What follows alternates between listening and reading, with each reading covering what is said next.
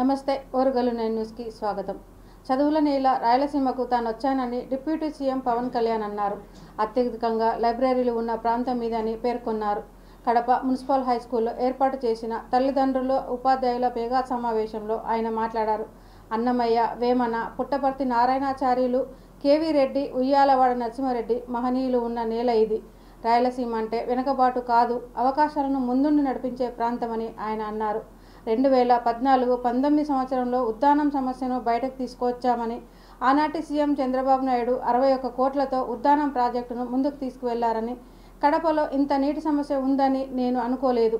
ఈ ప్రాంతం నుంచి 2 సీఎంలు అయినందుకు సమస్యలు తీరిపోయి ఉంటాయనుకున్నా. పులివెందుల ప్రాజెక్టు 45 కోట్లు ఇచ్చామని, తాగునీటి కోసం ఎక్కడ ఇబ్బందులు రాకూడదనే కూటమి ప్రభుత్వ లక్ష్యం. నీటి సమస్యను తీర్చి ఇక్కడ ప్రజలకు ఆదుకుంటామని మాట ఇస్తున్నానని పవన్ అన్నారు. గారికి కూడా నా హృదయపూర్వక ధన్యవాదాలు, శుభాకాంక్షలు తెలియజేస్తున్నాను. ఈ వేదిక పైన ఉన్న రెడ్డప్ప గారి, మాధవిరెడ్డి గారికి అత్యధికంగా రాయలసీమలో అంతా, ఇంకా ఆంధ్రప్రదేశ్లో ఇంకెక్కడా లేవు అన్ని గ్రంథాలయాలు.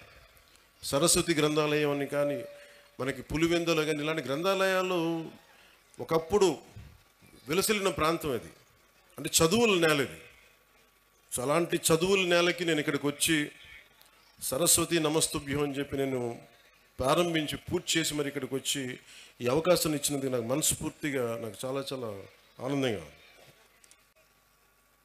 మాకు ఇక్కడ ఇబ్బందిగా ఉంది అంటే నరేగా ఫండ్స్ ముందుగా నీటికి చాలా తీవ్రమైన సమస్య కాబట్టి ముందుగా మేడం అడిగిన దానికి నేను సమాధానం చెప్తా ఉన్నాను. ఉంది అనడానికి ఉదాహరణకి మొన్న మేము క్యాబినెట్లో 45 కోట్ల 63 లక్షల రూపాయలు మేము పులివెందులకు సంబంధించి డ్రింకింగ్ వాటర్ సప్లై ప్రాజెక్టుకి, ఒక దేశం ఎంత అభివృద్ధిలో ఉంది అనటానికి హ్యూమన్ డెవలప్మెంట్ ఇండెక్స్ అని మనం ఉంటుంది.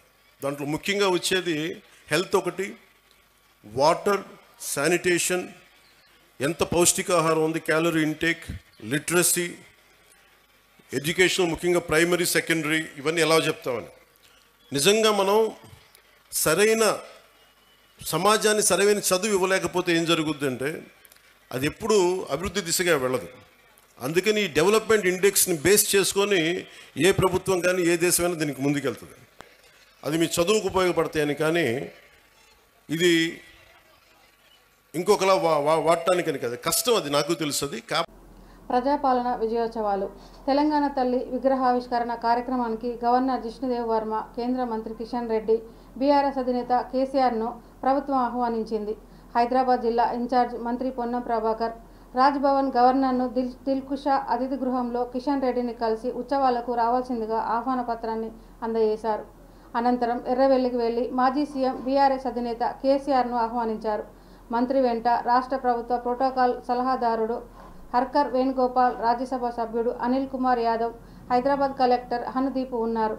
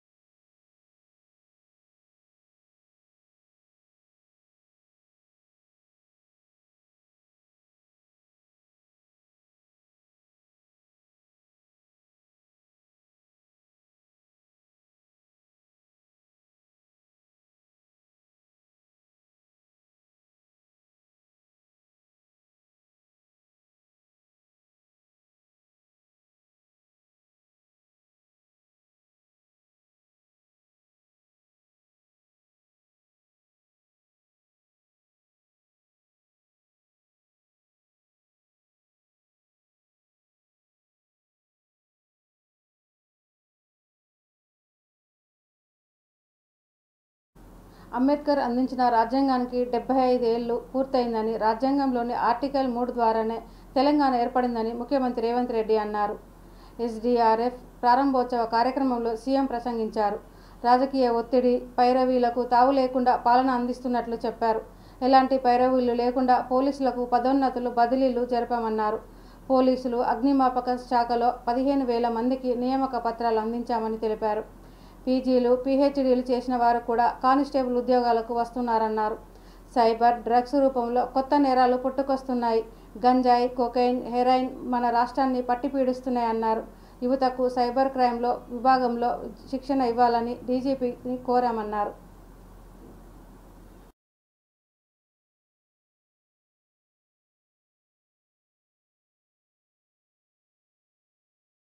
Sure that wherever narcotics are seized, we get the conviction. Definitely there is improvement, sir, and we see that in future also will further improve.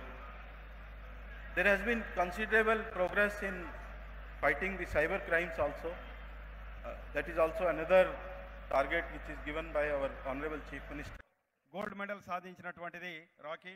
అదేవిధంగా dog Maya cocker spaniel female handler A Praveen Kumar తన training బ్యాచ్లో ఎజిలిటీలో gold medal సాధించింది మాయా. అదేవిధంగా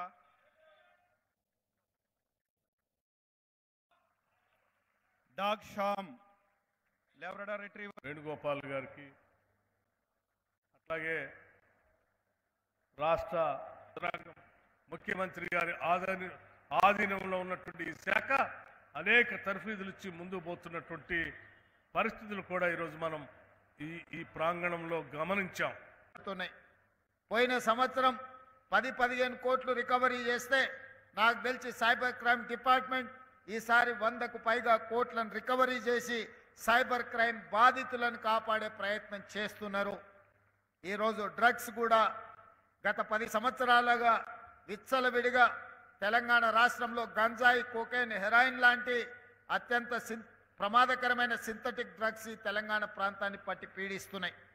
అందుకే TG న్యాబ్ని ప్రత్యేకంగా బలోపేతం చేయడమే కాదు, ఒక డీజీపీ నియమించడం ద్వారా పూర్తి స్థాయిలో సిబ్బందిని వందలలో ఇచ్చి 100 కోట్ల రూపాయలు ఇవ్వడమే కాకుండా వాళ్ళకు ప్రత్యేకమైన పోలీస్ స్టేషన్, ప్రత్యేకమైన అన్ని వసతులు ఇవ్వడం ద్వారా ఈరోజు తెలంగాణ రాష్ట్రంలో గంజాయి వినియోగదారులు, గంజాయి అమ్మకందారులు లేదా కొకైన్, హెరాయిన్ వినియోగదారులు, అమ్మకందారులు ఈరోజు వాళ్ళను భయపెట్టే పరిస్థితి తెలంగాణ రాష్ట్రంలోకి రావాలి అనంటే ఒక్కడికి 100 సార్లు ఆలోచన చేసుకునే విధంగా ఈరోజు మన సిబ్బంది ప్రయత్నం చేస్తున్నారు. ఇది ఇంకా సరిపోదు. ఈ వ్యసనం కాలేజీల్లోనే కాదు స్కూళ్ళలో కూడా పాకే ప్రమాదం ఉన్నది. ఈరోజు మనం ఎంత గొప్ప విజయం సాధించినా, మనం ఎంత అభివృద్ధి చెందినా మన పిల్లలు వ్యసనాలకు బానిసలై, మరి ముఖ్యంగా డ్రగ్స్, గంజాయి లాంటి వ్యసనాలకు మన పిల్లలు బానిసలైతే ఈ సమాజానికి తీరని అన్యాయం జరగడం కోసం ప్రత్యేకంగా న్యాయ వ్యవస్థను, అదేవిధంగా న్యాయవాదులను, సుశిక్షితులైన ఇన్వెస్టిగేటింగ్ ఆఫీసర్లను మీరు శిక్షణ ఇవ్వాల్సిన అవసరం ఉన్నది. ఎందుకంటే 4-5 సంవత్సరాల తర్వాత మీరు నమోదు చేస్తున్న కేసులు వీగిపోతున్నాయి. గారికి అదేవిధంగా హైదరాబాద్ కమిషనర్ చెప్పిన వాళ్ళని ట్రాఫిక్ అసిస్టెంట్స్గా పోలీస్ డిపార్ట్మెంట్లో తీసుకొని వాళ్ళ చేతనే ట్రాఫిక్ను నియంత్రించండి. నెలవారీగా వాళ్ళకి జీత భత్యాలు ఇస్తే వాళ్ళు ఆత్మ గౌరవంతో బ్రతకడమే కాకుండా పోలీస్ వ్యవస్థను బలోపేతం చేయడానికి ఈ ట్రాన్స్జెండర్స్ ఉపయోగపడతారని ఈరోజు సమాజ నిర్లక్ష్యానికి గురైన ట్రాన్స్జెండర్స్ని జనజీవన స్రవంతిలోకి తీసుకురావాలన్న ఆలోచన ఈ రాష్ట్ర ప్రభుత్వం చేసింది. ఈరోజు 47 మందినో 50 మందినో నియామక. హైదరాబాద్లో ఓ విచిత్ర సంఘటన చోటు చేసుకుంది. కారు, బైకు ఎత్తుకెళ్తే కిక్కేముంది అనుకున్నాడో ఏమో ఓ విచిత్ర దొంగ ఏకంగా అత్యవసర సేవలు అందించే అంబులెన్స్ను చోరీ చేశాడు. పోలీసులు ముప్పు తిప్పలు పెట్టి చివరకు దొరికిపోయాడు. ఈ సంఘటనకు సంబంధించిన పోలీసుల వివరాల ప్రకారం హైదరాబాద్ శివార్లో హయత్ నగర్లోని ఓ ప్రైవేటు ఆసుపత్రి ముందు ఉన్న అంబులెన్స్పై కన్నేశాడు దొంగ. ఇంకేముంది, ఎవరు చూడని సమయంలో అంబులెన్స్ తీసుకొని పరారయ్యాడు. అంబులెన్స్ సైరన్ మోగిస్తూ అతివేగంగా హైదరాబాద్ విజయవాడ హైవేపై పరుగులు తీశాడు. గమనించిన ఆసుపత్రి సిబ్బంది పోలీసులకు సమాచారం అందించారు. వెంటనే అప్రమత్తమైన పోలీసులు దొంగను వెంబడించారు. ఈ క్రమంలోనే చిట్యాల పోలీసులకు సమాచారం అందించారు. దీంతో చిట్యాల పోలీసులు దొంగను పట్టుకునేందుకు హైవేపై అడ్డంగా నిలబడ్డారు.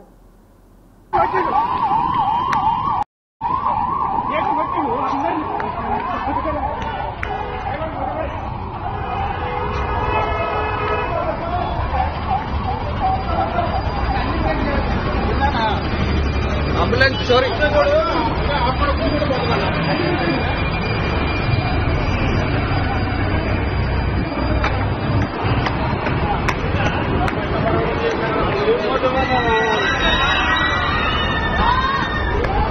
వాడు పొట్టు పొడ కూర్చొని పోతున్నాడు.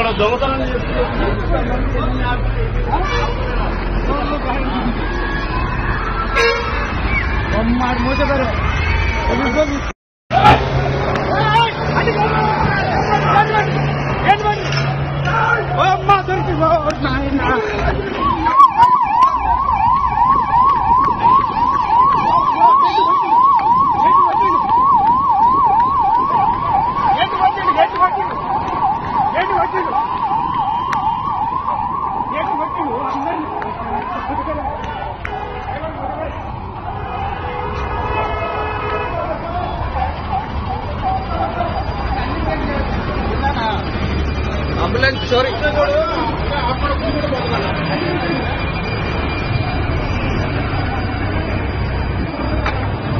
కాంగ్రెస్ పార్టీ అధికారంలోకి వచ్చి సంవత్సరం పూర్తయిందని, ఏడాదిలో ఎన్నికల్లో ఇచ్చిన హామీలను అమలు చేస్తామని మంత్రి శ్రీధర్ బాబు అన్నారు.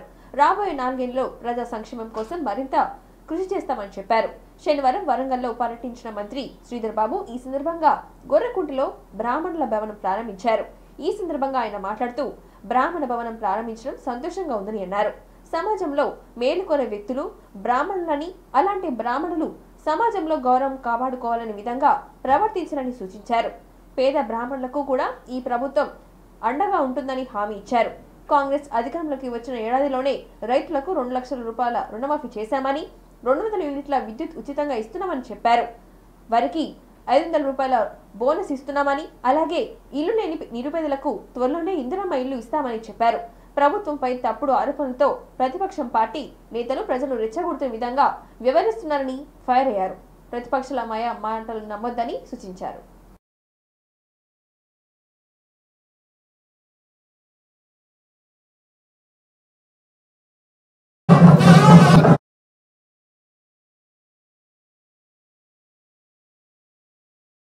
ఎమ్మెల్యే కెఆర్ నాగరాజు గారికి, ఎమ్మెల్సీ ముఖ్యంగా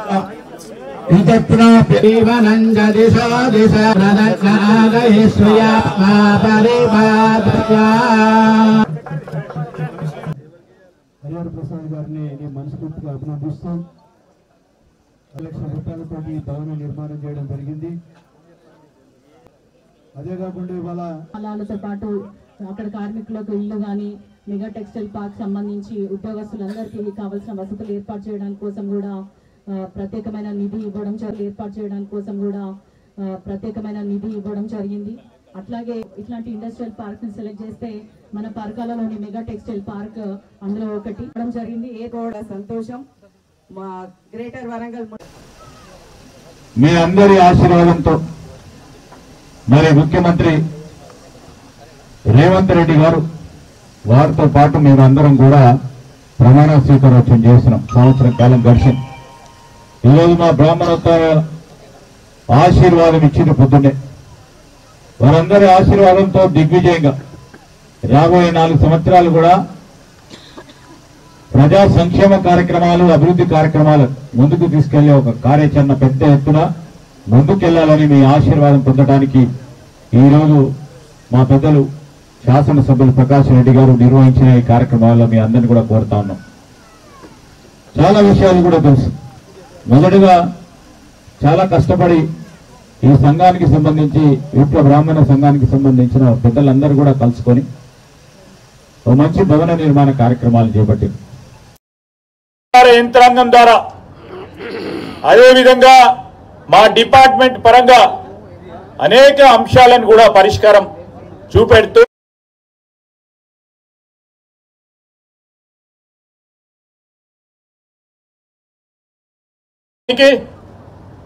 పరిష్కార మార్గం ఇచ్చాం.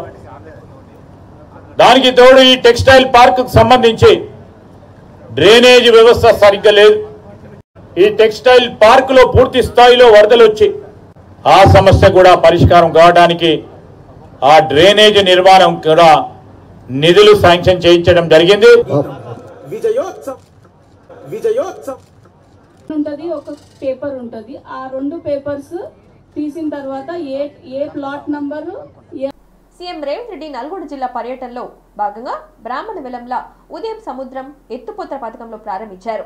అక్కడే ఏర్పాటు చేసిన పైలాన్ ఆవిష్కరించారు. ఈ సందర్భంగా ఎత్తుపోతల పథకంలోని జలాలకు పూజలు నిర్వహించారు. మంత్రులు కోమారెడ్డి వెంకటరెడ్డి, డిప్యూటీ సీఎం బట్టి విక్రమార్క, మంత్రి ఉత్తమ్ కుమార్ రెడ్డి, దామోదర్ రాజనరసింహ పాల్గొన్నారు. అనంతరం హుజూర్ నగర్ నియోజకవర్గం సమీపంలో దామచెల్లను ఏర్పాటు చేసిన యాదాద్రి పవర్ ప్లాంట్ యూనిట్ 2 ప్లాంట్లను సీఎం ప్రారంభించారు.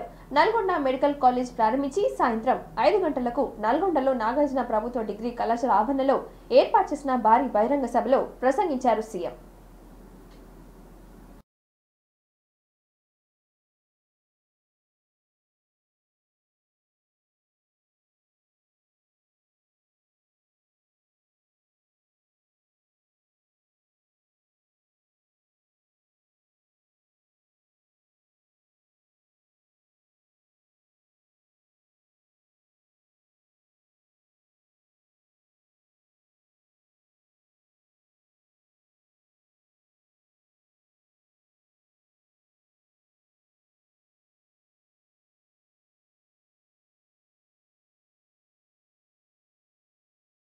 నల్గొండలో నిర్వహించిన ప్రజాపాలన విజయోత్సవ సభలో పాల్గొన్న సీఎం రేవంత్ రెడ్డి కీలక వ్యాఖ్యలు చేశారు. తెలంగాణ ఉద్యమానికి నాయకత్వం వహించడంలో నల్గొండ ముందు వరుసలో ఉందని, ఉద్యమంలో ఆత్మ బలిదానం చేసుకున్న శ్రీకాంతాచారి నల్గొండ వాసినని అన్నారు. ఆనాడు భూమి కోసం, భుక్తి కోసం, సాయుధ రైతాంగ పోరాటం కోసం నాయకత్వం వహించిన గడ్డ నల్గొండ అని అన్నారు. రజాకార్ల అరాచకాలకు ఎదురొడ్డి నిలిచిన జిల్లా నల్గొండ అని, ఉమ్మడి రాష్ట్రంలో జరిగిన అన్యాయం కంటే కేసీఆర్ పాలనలో నల్గొండ జిల్లాకు ఎక్కువగా అన్యాయం జరిగిందని అన్నారు. కేసీఆర్ గెలిస్తే అధికారం చెలాయిస్తారు, ఓడితే ఫామ్ హౌస్ లో పడుకుంటారని ఎద్దువ చేశారు సీఎం. అక్కలు జమ చేసుకుంటే మోడీ వచ్చి ఎత్తుకపోతున్నాడు ఎట్లా ఆదుకోవాలని ఆలోచన చేస్తే సోనియామ్మ చెప్పింది 500కే నువ్వు ఇయ్యని. ఇవాళ ఆడబిడ్డలకు 500 రూపాయలకే సిలిండర్ ఇస్తున్న శాఖ మీ నాయకుడు ఉత్తమ్ కుమార్ రెడ్డి గారు నిర్వహిస్తలేరా? ఆడబిడ్డలకు 500 సిలిండర్ మా తెలంగాణ రాష్ట్రంలో మేము ఇస్తలేమా? రాజీవ్ ఆరోగ్యశ్రీ ఆనాడు మేము 2 లక్షల రూపాయలతో మొదలు పెడితే చంద్రశేఖరరావు గారు వచ్చి దాన్ని నిర్వీర్యం చేసి, మనం వచ్చినాక మొదటి 2 రోజులే డిసెంబర్ 9 నాడు 7 అధికారం చేపడితే 9 నాడే 10 లక్షల రూపాయలు రాజీవ్ ఆరోగ్యశ్రీ పథకాన్ని పెంచి పేదవాళ్ళ కార్పొరేట్ వైద్యాన్ని అందించి ఇవాళ పేదవాడిని కుటుంబ సభ్యులుగా భావించి అపోలో యశోద ఎక్కడికి వెళ్ళినా 10 లక్షల రూపాయలతోని మీ కుటుంబాలకు ఇవాళ ఉచిత వైద్యాన్ని అందించింది మన ప్రభుత్వం కాదా? అదే విధంగా ఇవాళ పాఠశాలల్లో ప్రమోషన్లు రాక టీచర్లు బదిలీలు లేక ఉంటే 35,000 మంది టీచర్లను బదిలీ చేయడమే కాదు 21,000 మంది టీచర్లను ప్రమోషన్లు ఇచ్చి ఇవాళ వాళ్ళ ఫుడ్ ఛార్జెస్, కాస్మెటిక్ ఛార్జెస్ 40% పెంచి ఇవాళ ఈ రాష్ట్రాన్ని విద్యార్థులను ఆదుకోవాలని 26,000 స్కూళ్ళల్లో 31 లక్ష విద్యార్థులకు ఇవాళ అన్ని రకాల వసతులు అందించాలని ఒక ప్రక్షాళన చేసి సమూలమైన విధానాన్ని తీసుకొచ్చి ఇవాళ విద్యార్థులను మన ప్రభుత్వం ఆదుకోలేదా అని నేను అడుగుతున్నా. వచ్చింది మిత్రులారా, తెలంగాణ రాష్ట్రాన్ని ఎంత భ్రష్టు పట్టించిండో చంద్రశేఖరరావు. ఇవాళ తెలంగాణ ఆర్థికవేత్తలు ఆలోచన చెయ్యాలి. అందుకే ఇవాళ మిత్రులారా, ఈ నల్గొండ గడ్డ మీద మొదటి సంవత్సరం పూర్తి చేసుకుంటున్న సందర్భంగా రైతు రుణమాఫీ కావచ్చు, రైతు భరోసా కావచ్చు, రైతుకి ఇస్తున్న బోనస్ కావచ్చు, నిరుద్యోగ యువకులకు ఇచ్చిన 55,000 ఉద్యోగాలు కావచ్చు, నేను చెప్తూనే కాగితాలు ఇస్తూనే ఉండు. ఇంకా డెంటల్ కాలేజ్ కావాలని ప్రాజెక్టు ఉండాలి, కాలుష్యం పోవాలి, సచ్చిన శవాలు పశువుల కలేబరాలు కొట్టుకొస్తున్న మూసిని ప్రక్షాళన ఎట్లా తిడుతురో మీరు చూసిరు కదా. ఏడైనా ఏదైనా కట్టాలంటే ఎవరో ఒకరు కోల్పోవాలి. కోల్పోయే వాళ్ళకి ఎవరైనా ఇష్టపడి మూసిలో బతుకుతారా? ఇవాళ మీ కష్టాలు చూసే ఫ్లోరైడ్ ఒక పక్కన మీ ప్రాణాలు తింటుంటే, మీ బొక్కల్ని ఒలుచుకొని నలుచుకొని తింటుంటే, కిష్టయ్య ఓ యాదయ్య వీళ్ళందరూ ఆత్మ బలిదానాలు చేసుకొని శ్రీకాంతాచారిని ఆదర్శంగా తీసుకొని వాళ్ళు ప్రాణ త్యాగాలు చేసింది. వాళ్ళ భవిష్యత్ తరాల పిల్లలకు ఉద్యోగ ఉపాధి అవకాశాలు రావాలి, వాళ్ళ బతుకులైన బాగుపడాలి అని కదా తెలంగాణ కోసం త్యాగం చేసింది. లేకపోతే 1200 మంది ఆత్మ బలిదానాలు చేసుకున్నది మీ కుటుంబంలో 4 ముఖ్యమంత్రులను, 2 మంత్రులను, లేకపోతే రాజ్యసభ సభ్యులను, ఎమ్మెల్సీలను చేయడానికి పిల్లలందరూ ప్రాణత్యాగం చేసిండ్రా? మీ 4 కోసం మీ పిల్లలు త్యాగం చేసిండ్రా? 4 కోట్ల తెలంగాణ ప్రజల కోసం ప్రాణ త్యాగం చేసిండ్రా? నువ్వు ఒక్కసారి ఆత్మ పరిశీలన చేసుకోండి చంద్రశేఖర్ రావు గారు. ఇవాళ మేము భావిస్తున్నాం 1200 మంది తెలంగాణ బిడ్డల ఆత్మ బలిదానాల పునాదుల మీద ఏర్పడి తెలంగాణ రాష్ట్రం. కేసీఆర్ కట్టింది కాళేశ్వరం కాదు కులేశ్వరం అని అన్నారు మంత్రి కోమటిరెడ్డి వెంకటరెడ్డి. నల్గొండలో జరిగిన కాంగ్రెస్ విజయోత్సవాల్లో మాట్లాడుతూ ప్రపంచంలోనే అతిపెద్ద సొరంగమైన ఎస్ఎల్బీసీ ప్రాజెక్టును కేసీఆర్ ప్రభుత్వం అడ్డుకుందని అన్నారు. ఎస్ఎల్బీసీ ప్రాజెక్టు కోసం మాజీ సీఎం వైఎస్ రాజశేఖర రెడ్డితో కొట్లాడని అన్నారు. 60% పూర్తయిన ప్రాజెక్టును బీఆర్ఎస్ ప్రభుత్వం పాలనలో పెండింగ్ పెట్టారని అన్నారు. సీఎం రేవంత్ రెడ్డి హయాంలో ఎస్ఎల్బీసీ పనులు వేగంగా పూర్తి చేసి 2 నెలల్లో ప్రారంభిస్తామని అన్నారు మంత్రి. సీఎం గారు ఈరోజు మా నల్గొండకు రావాలంటే అన్న తప్పకుండా నల్గొండ అన్నా నువ్వన్నా నాకు ఇష్టం, తప్పకుండా మొదటి సంవత్సరం సెలబ్రేషన్స్ నల్గొండలే చేసుకుందామని చెప్పి వచ్చిన మా గౌరవ ముఖ్యమంత్రి గారికి స్వాగతం సుస్వాగతం పలుకుతూ మీ అందరూ నా ప్రాణం కంటే ప్రేమించే వాళ్ళు మీరందరూ కూడా నాకు ప్రాణం కంటే నన్ను 3 దశాబ్దాలుగా నడిపిస్తూ కష్టాల్లో ఈరోజు నాకు మంత్రి అయిన తెల్లారే నీ ఎస్ఎల్బీసీ నీ బ్రాహ్మణ వెల్లోలా పూర్తి చేసుకో, నీకు నేనున్నానని చెప్పి మాటిచ్చి ఉత్తమ్ కుమార్ రెడ్డి గారు గౌరవనీయులు మన జిల్లాకే చెందిన వారు డిప్యూటీ సీఎం గారు కూడా అండగా ఉంటూ ఆ ప్రాజెక్టులన్నీ కూడా పూర్తి చేపిస్తామని మీ అందరికీ, ఎందుకంటే ప్రపంచంలో ఇలాంటి సొరంగం ఎక్కడ లేదు.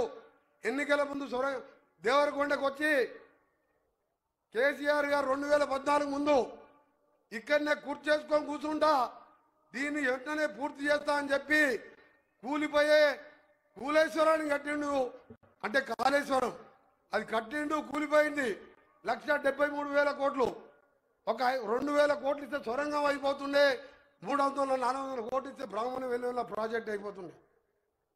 మన జిల్లా అంటే అంత కసి, ఆ కసినే మన ఎన్నికల్లో 11 మంది ఎమ్మెల్యేలు, 2 ఎంపీలు, ఎవ్వరు కూడా 50,000 తక్కువ మెజార్టీ లేకుండా గెలిపించిందంటే మీరు మన జిల్లాని ఎంత నష్టపరిచిండో, మన జిల్లా అంటే ఎంత అసహించుకుండా కేసీఆర్ పరిపాలన చూసాం.